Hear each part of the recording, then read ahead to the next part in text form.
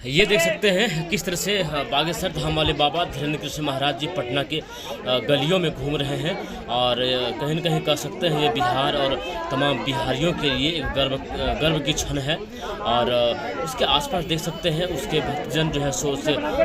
Guard है, जो भी उसके आसपास रक्षक हैं, आसपास जो लोग आ रहे हैं उसको हटाने का काम कर रहे हैं ताकि जैसे जाम नहीं लगे। और ये तस्वीरें देख रहे हैं पटना से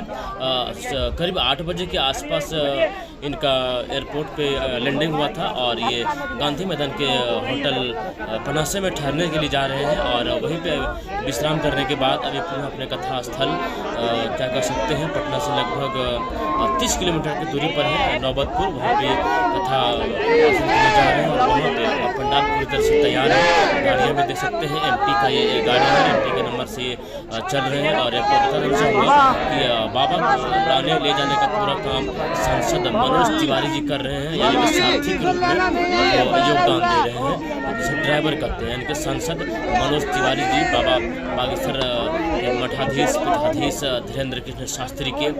ड्राइवर हैं। और देख सकते हैं एक झलक पाने के लिए किस तरह से बिहार के वो तमाम गरीब गिरवा लोग कुछ परेशानी को लेकर के और अर्जी लगाने के लिए आसपास एकदम चक्कर काट रहे हैं, फुल बेलपत से इसको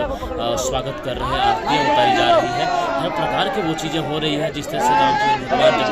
बनवास लौट करके पुनः अयोध्या आए थे, जिस तरह से स्वागत हो रहा था उस तरह से इनका पटना की गलियों में बिहार की राजधानी पटना में हो रहा है। और देख सकते हैं अब ये बाबा अपने सवाल। गुरुजी एक मिनट, गुरुजी ये मैं बोल रहा हूँ भाई को ब्रेन ट्यूमर है गुरुजी।